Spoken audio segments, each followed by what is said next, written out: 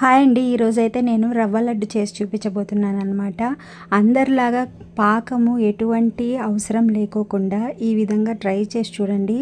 చాలా టేస్టీగా ఉంటుంది. అలాగే కొలతలతోటి నేను చెప్తున్నాను. చాలా బాగుంటుందన్నమాట. అస్సలు దీనికి మనం పాకం పట్టాల్సిన అవసరమే లేదు. చాలా వీడియోస్లో అయితే నేను చూశాను, పాకం పట్టి రవ్వలో కలుపుతుంటారు, కానీ అలా అవసరమే లేదు. ఇదైతే నేను మా అమ్మ దగ్గర నేర్చుకున్నానండి. చాలా బాగా చేస్తుంటుంది. మేము హాలిడేస్లో పిల్లలకు ఏదో ఒకటి చేయాలనిపించేసేసి రవ్వ లడ్లు అంట, నువ్వుల లడ్డు అనమాట, ఇట్లాంటివన్నీ మా అమ్మ ఎక్కువగా చేస్తూ ఉంటుంది. ఇప్పటికి కూడా చేస్తూనే ఉంటుంది.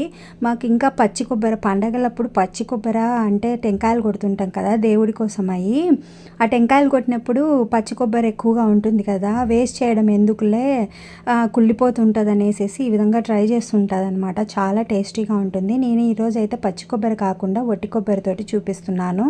నేనైతే 1.5 కేజీ రవ్వ తీసుకున్నాను, బొంబాయి రవ్వ.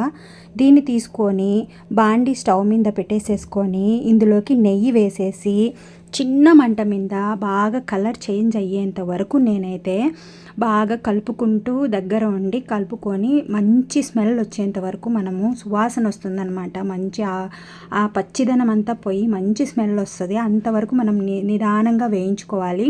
తర్వాత ఇందులోకి 1 కేజీ చక్కెర అయితే 1.25 కేజీ వేసాను అనమాట. మళ్ళీ ఇంకొక బౌల్ నిండా 1/4 కిలో చక్కెర వేసాను. 1.25 కేజీ చక్కెర 1.5 కేజీ రవ్వకు సరిపోతుంది కరెక్ట్గా.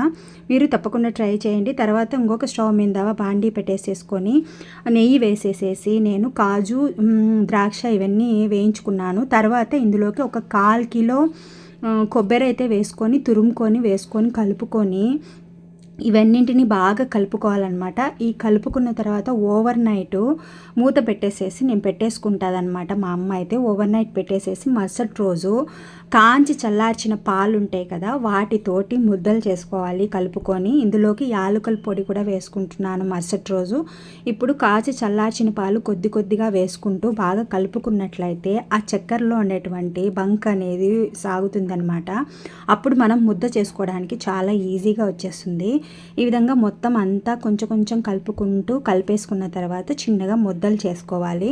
చాలా టేస్టీగా ఉంటాయి. మా పిల్లలు అడిగారని చెప్పనేసేసి నేనైతే ఇవి చేశాను. ఎప్పుడప్పుడు చేసుకుంటూనే ఉంటాం, కానీ పిల్లలు అడిగారని చెప్పేసి అదే పనిగా మీకు ఎట్లా వీడియో తీసినట్లు ఉంటుందనేసేసి ఈ వీడియో తీస్తున్నాను అనమాట. చాలా బాగా వచ్చింది. కరెక్ట్గా తీపి కూడా సరిపోతుంది, ఎక్కువ తక్కువ ఏం లేకుండా.